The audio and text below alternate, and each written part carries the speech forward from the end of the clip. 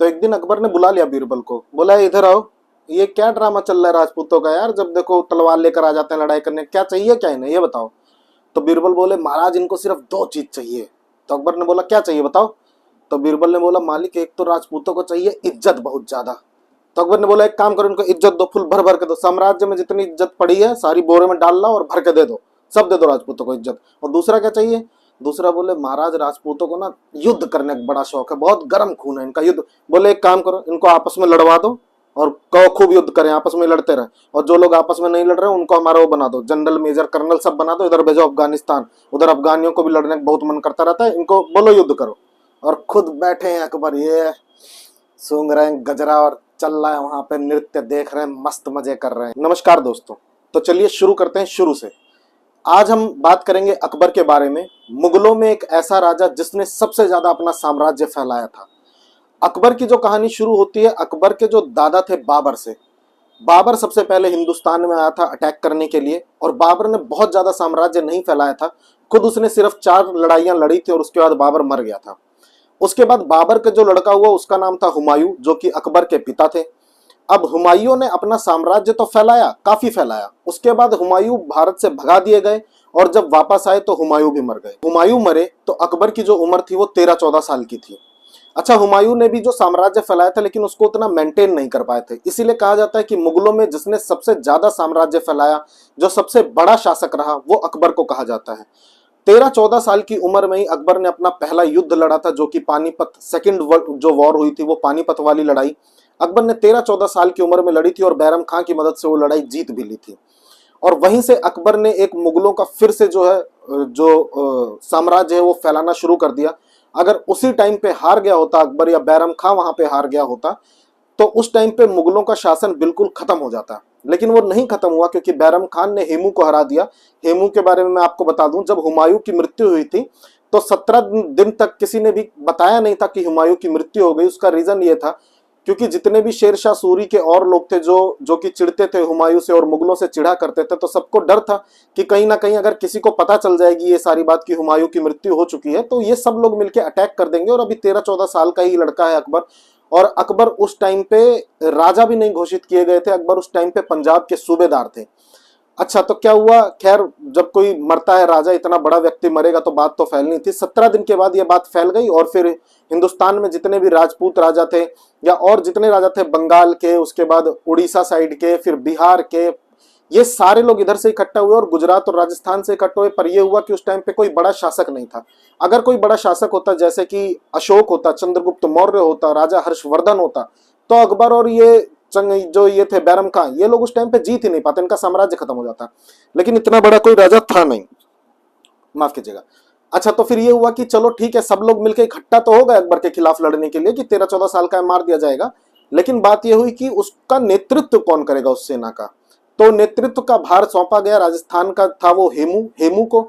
लेकिन हेमू कुछ ज्यादा ही ओवर कॉन्फिडेंस में आ गया। वो इतना ओवर कॉन्फिडेंस में आ गया कि सबसे पहले जब उसने दिल्ली जीता तो दिल्ली में अकबर था नहीं। उसके बाद जो सबसे बड़ा शहर माना जाता था वो आगरा माना जाता था। हेमू ने 2 दिन दौड़ लगाई और आगरा पहुंचा, उसके बाद आगरा के किले को जीत लिया। तो हेमू आ गया थोड़ा ओवर कॉन्फिडेंस में, और ओवर कॉन्फिडेंस में इतना ज्यादा आ गया था, थोड़ा नहीं ज्यादा आ गया था, कि उसने अपने आप को खुद ही एक उपाधि दे दी थी विक्रमादित्य की। विक्रमादित्य की उपाधि उसने खुद ही अपने आप को दे दी हेमू ने। और उसके बाद उसको पता चला कि बैरम खां जो है वो प्लान कर रहा है कि अब युद्ध जो होगा वो पानीपत में होगा, क्योंकि बैरम खां तो एक तरफ ये सोच लिया था कि अब तो या तो मारना है या मरना है, इस तरह का कुछ युद्ध होने वाला है। तो हेमू ने ओवर कॉन्फिडेंस में आके ये सोच लिया कि 13-14 साल के एक लड़के को ही मारना, और उसको भी क्या मारना, अब तो सिर्फ बैरम खान को मारना है। और एक कासिम करके व्यक्ति था, तब तक राजभिषेक हो चुका था, अकबर को राजा घोषित कर दिया गया था। फिर इधर से हेमू जाता है पानीपत अपनी बहुत विशाल सेना लेके, उधर से बैरम खां आता है, लेकिन बैरम खां के पास थोड़ा माइंड होता है, वो माइंड यूज कर लेता है, और उसे पता होता है कि अगर कोई भी राजा ओवर कॉन्फिडेंस में है तो आधा युद्ध तो वैसे ही जीत चुका है, क्योंकि ओवर कॉन्फिडेंस में आके तो फिर रावण भी हमारा नहीं जीत पाया, जो कि इतना बड़ा पंडित था, शंकर भगवान का भक्त था, लेकिन वही ओवर कॉन्फिडेंस मार देता है सबको। तो उसने भी यही सोचा कि मैं तो बड़े प्यार से मार दूंगा, अभी 2 दिन में मैंने दिल्ली और आगरा जीत लिया है तो मैं जाके पानीपत भी जीत लूंगा। लेकिन वो जीत नहीं पाया। बैरम खां ने बहुत स्ट्रेटेजिकली उसको मारा। तीरबाज जो थे, जो उसके धनुषधारी लोग थे, उन्होंने उसको पीछे रखा बैरम खान ने। और उसके बाद एक कहानी है कि बैरम खां गया उससे हेमू से लड़ने, और फिर सबको अपने में बता के गया था कि कोई भी हेमू पे अटैक नहीं करेगा, मैं हेमू पे थोड़ा सा अटैक करके वापस पीछे की तरफ भागूंगा और हेमू मुझे दौड़ाएगा, जब पीछे पीछे मेरे आने लग जाए तो मैं उस स्पॉट पे हेमू को ले आऊंगा जहां पे हमारे सारे धनुर्धारी वहां पे होंगे और उसके बाद वो धनुष उठा के और तीरों से उसको मार दे हेमू को। सेम ऐसा ही हुआ, हेमू को हरा दिया गया और उसके बाद 13-14 साल की उम्र में मतलब सबसे पहली बार अकबर ने अपना पहला युद्ध जीत लिया था। फिर ये जैसा कि आपने टाइटल भी पढ़ा होगा कि अकबर महान था या फिर शैतान था, तो ये आप वीडियो देखें उसके बाद आप खुद ही आइडिया लगाइए कि अकबर महान था या शैतान था। लेकिन अकबर के अंदर कुछ क्वालिटीज थी, वो मैं आपको बता देता हूँ। इतना बड़ा साम्राज्य फैला देना भी एक महानता है, देखिए ये भी समझिए। और वो दूसरे मुगलों की तरह, अफगानियों की तरह नहीं था जिसने बहुत ही ज्यादा जो और धर्म के लोग थे, मुस्लिम धर्म से हट के जो लोग थे, उनको बहुत ज्यादा परेशान किया हो, ऐसा अकबर ने नहीं किया था। अकबर ने अधिकतर युद्ध तो बिना लड़ाई के ही जीत लिए थे। अकबर ऐसा व्यक्ति था, उसने शुरू में लड़ाइयां करी, उस पर बहुत अटैक हुए, राजपूतों ने बहुत अटैक किए उस पर, लेकिन स्ट्रेटेजिकली भी और वैसे भी अकबर बहुत बुद्धिमान था। देखें आपको एक बात बताऊं, जब अकबर पैदा हुए थे उसके बाद जैसा मैंने आपको बताया 14 साल की उम्र के ही वो 13-14 साल की उम्र के थे जब हुमायूं मर गया। तो अकबर का जो जीवन था उसने अपने आप को खुद समझा, खुद बेहतर बनाया, खुद हर चीज के योग्य बनाया, क्योंकि पिता तो उसके साथ थे नहीं उसको सिखाने के लिए, उस उम्र में ही वो चले गए थे जब वो 14 साल का था। अच्छा, अकबर के बारे में एक और बात आपको बता दूं कि अकबर जो है वो अनपढ़ इंसान था, लेकिन आप ये मत सोचिएगा कि उसके अंदर दिमाग नहीं था। अकबर खुद पढ़ लिख नहीं पाता था, लेकिन उसने एक लाइब्रेरी बना रखी थी जिस लाइब्रेरी के अंदर 24,000 पुस्तकें थी। और उस अकबर ने अपने इर्द गिर्द उसने कहा कि चलो ठीक है, मैं नहीं पढ़ लिख पाता ना, लेकिन मैं इसको सुन तो सकता हूँ, समझ तो सकता हूँ। उसने अपने साम्राज्य के बहुत बुद्धिमान लोग बिठा रखे थे और रोज एक किताब पढ़ता था और हर अलग अलग सब्जेक्ट पे पढ़ता था। डाइवर्सिटी की इतनी उसने किताबें पढ़ डाली थी कि 24,000 किताबें अकबर ने सुन ली थी, पढ़वा ली थी लोगों से, और उसको सुना था, उस पर अध्ययन किया था, उसको समझा था अकबर ने। तो अकबर बहुत ही माइंडेड आदमी था। अकबर, आप देखें, आपने जोधा अकबर मूवी भी देखी होगी, उसमें भी उसने जोधा के बाप को हराने के लिए क्या करा, हरा भी दिया उसको, उसके अपने अंदर भी रख लिया, अपने ही अंडर कर लिया और बोला साम्राज्य मैं आपको देता हूं, और जोधा से शादी कर ली। तो अकबर क्या करता था, रिश्ता बिल्ड कर लेता था। किसी को हरा दिया और अगर वो हिंदू राजा है तो उसने कहा कि भाई मारूंगा नहीं, कोई बात नहीं। अकबर मारता नहीं था, बोलता अपना साम्राज्य आप चलो, मुझे कोई दिक्कत नहीं है, लेकिन हमारे झंडे के नीचे चलाइए आप, और आपसे हम सिर्फ टैक्स वसूल करेंगे, बात आप हमारी मानेंगे, आप अपना साम्राज्य अपने पास रखिए, एंजॉय करिए। तो अकबर क्या करता था, वहां से एक रिश्ता भी बना लेता था। अब अकबर वहां का, जैसे जोधा अकबर वाली मूवी में है कि जोधा से उसने विवाह कर लिया, तो अकबर ने विवाह कर लिया तो वहां का दामाद बन गया। अब उसे पता है कि उससे कोई लड़ेगा नहीं वहां पे, तो इस हिसाब से अकबर स्ट्रेटेजिकली रिश्ते भी बनाता चलता था। और ये नहीं कि सिर्फ वो दिखावे के रिश्ते बनाता था, कुछ तो क्वालिटीज रही होंगी उसमें, क्योंकि जोधा अकबर मूवी में भी जैसे आपने दिखाया कि वो जोधा को अपना मंदिर बनाने की इजाजत देता है अपने उसमें महल में। तो इस तरह से अकबर बिल्कुल ये नहीं कहता था किसी को भी, और मुगल राजाओं की तरह, और मुगल शासकों की तरह, अफगानियों की तरह, ये नहीं कहता था कि आप धर्म बदलो तो ही आप हमारे साम्राज्य में, हमारे देश में रह सकते हो। अकबर ने कहा था भाई अगर किसी को भी हमारे इसमें आना है, धर्म में आना है, तो हाथ जोड़ के आपका स्वागत है। हमारे धर्म से जाना भी है तो भी मुझे कोई तकलीफ नहीं है, और किसी को नहीं रहना है, हमारे धर्म को अपनाना ही नहीं है तो भी कोई दिक्कत नहीं है। तो अकबर को इस तरह की कोई दिक्कत नहीं थी। जबकि अकबर ही एक ऐसा मुगल शासक था जिसने अपने साम्राज्य में सबसे ज्यादा हिंदू राजाओं को रखा हुआ था। कुछ हिंदू राजा जैसे कि मानसिंह वगैरह तो अकबर के ही घर आके रहने लग गए थे, अकबर के ही महल में रहने लग गए थे, अकबर ने उनको महल दिया था, वो पूरा बोरिया बिस्तर उठाकर ले आए थे कि चलो यहीं रहेंगे, यहीं पड़े रहेंगे। तो उसने अपने हिंदू जो राजा हुआ करते थे उनको सम्मान बहुत दिया था, जैसे मान सिंह, टोडरमल, बीरबल, ये सब हिंदू राजा तो थे। उसने अपने 9 रत्नों में भी 4-5 तो हिंदू लोग रखे हुए थे जो कि हिंदू राजा थे, वो 9 रत्न उसने रखे हुए थे। तो अकबर इस तरह से महान कहलाया जाता है। अच्छा, अकबर ने ही, आपको पता होगा कि पहले क्या होता था कि गंगा नदी में स्नान करने पे भी टैक्स लगता था, अकबर ने वो टैक्स हटवाया था। कहा जाता है कि अकबर ने बाल विवाह को रुकवाया था। यह भी कहा जाता है कि एक टाइम पे जब सती प्रथा चलती थी भारत में, कि अगर कोई पति मर जाता है और जो उसकी बीवी होती है उस पति के मरने के बाद जलती चिता में उसको बैठना पड़ता है, अकबर ने वो प्रथा भी भारत से हटवाई थी। पहले ये होता था कि जो टोल टैक्स आप समझते हैं, तो जो मुस्लिम लोग हुआ करते थे उनको टोल टैक्स देना पड़ता था आधा, और मुस्लिम के सिवा और जो भी हो उसको टोल टैक्स देना पड़ता था डबल। अकबर ने वो चीज भी हटाई थी कि सिर्फ एक कोड रहेगा, एक तरह का टैक्स लगेगा, चाहे वो हिंदू हो, मुस्लिम हो, कोई भी हो, टैक्स एक ही तरह का लगेगा। अच्छा, अकबर के अंदर स्ट्रेटजी इतनी सही वो फिट बैठाता था कि उसने अपनी सेना में कभी भी एकजुटता नहीं होने दी। ऐसा नहीं उसने किया कि अगर एक सेना बनाई, एक टुकड़ी बनाई, तो उसमें सिर्फ पंजाब के लोग, या उसमें सिर्फ हरियाणा के लोग, या उसमें सिर्फ काबुल के लोग, कराची के लोग, ऐसा उसने नहीं किया। उसने अलग अलग धर्मों के लोग, अलग अलग प्रांतों से, अलग अलग जगहों से आए लोगों की एक एक सेना, एक एक टुकड़ियां बनाई थी, क्योंकि उसको पता था जहां पे भी एक जगह के लोग बहुत ज्यादा इकट्ठा हो जाएंगे, वो आपस में यूनिटी बना लेंगे और उसके बाद वो विद्रोह कर सकते हैं।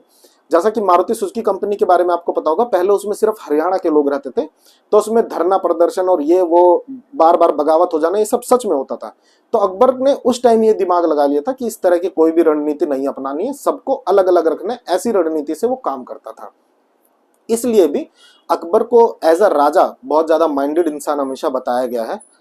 तो उसने गुजरात, राजस्थान, हर जगह उसने, सिर्फ एक जगह राजस्थान की आपको पता होगा कि पूरा राजस्थान तो एक तरफ जीत जाता था, लेकिन छोटी सी एक टुकड़ी मेवाड़, मारो मेवाड़ी सरदार, वो आप जानते ही होंगे महाराणा प्रताप के बारे में, सिर्फ वो नहीं जीत पाया था अकबर।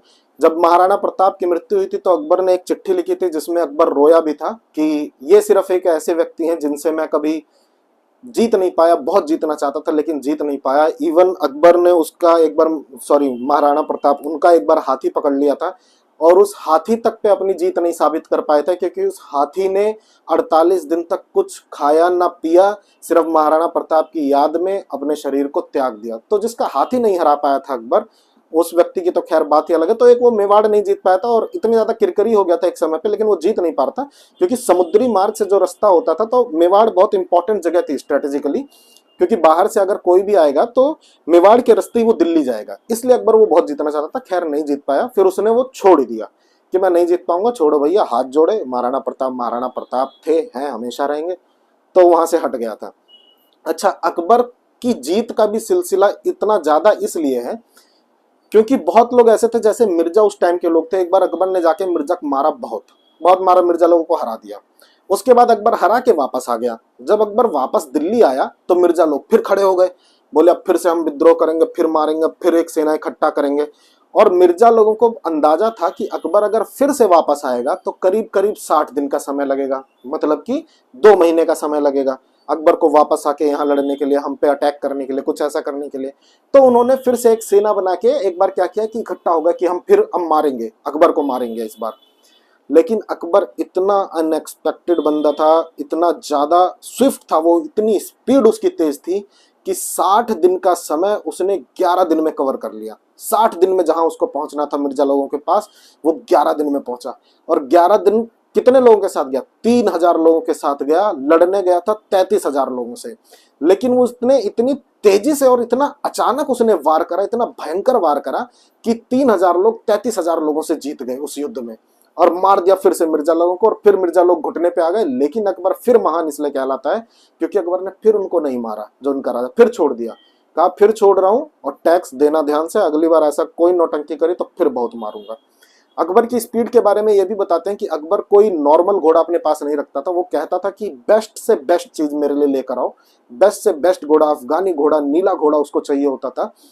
और ये भी उसके बारे में बहुत फेमस चीज है कि कोई भी जो उसके सैनिक होते थे, जब युद्ध करने जाते थे किसी ऐसी जगह पे जहां बहुत रफ्तार से उसे पहुंचना है, तो वो सिर्फ एक घोड़े पे नहीं जाते थे, वो 2 घोड़ा रखते थे। एक घोड़ा बगल में साथ साथ दौड़ा करता था और एक घोड़े पे बैठ के दौड़ते थे। वो इसलिए कि जिस घोड़े पे बैठे हैं, अगर वो जब थक जाएगा तो फिर घोड़े को चेंज कर लिया जाएगा और ये वाला घोड़ा अब खाली भागेगा। इससे स्पीड बनी रहती थी और घोड़े को उतनी तकलीफ नहीं होती थी और स्पीड बहुत तेज पहुंचते थे। ऐसे ही उसने किया था मिर्जा लोगों को मारते टाइम, उधर जाके मिर्जा को मारता था और इधर आके फिर आगरा, दिल्ली, इस जगहों पे देखता था, इनको मारता था। खैर, उसको सबसे पहले ये पता था, इस चीज का भी बहुत अच्छे से आइडिया था कि भारत पे कभी भी अटैक होगा तो सेंट्रल एशिया की साइड से होगा। मतलब ये जिस साइड आपका तजाकिस्तान, उज्बेकिस्तान, ये सारी जगह, इधर से हमेशा अटैक होगा। तो अकबर ने क्या करा कि जो राजपूत, जितने इतने सारे राजपूत लोग जो उसके अंडर में आ चुके थे, इन सबको अपना जनरल, मेजर, कर्नल बना के उधर भेज दिया। बोला जाओ वहीं पर लड़ाई करते रहो। तो काबुल का राजा तो इसको बना दिया था, मानसिंह को काबुल देश ही दे दिया था कि जाओ तुम, जो आज का मतलब अफगानिस्तान है, वो उधर मानसिंह लड़ रहे थे।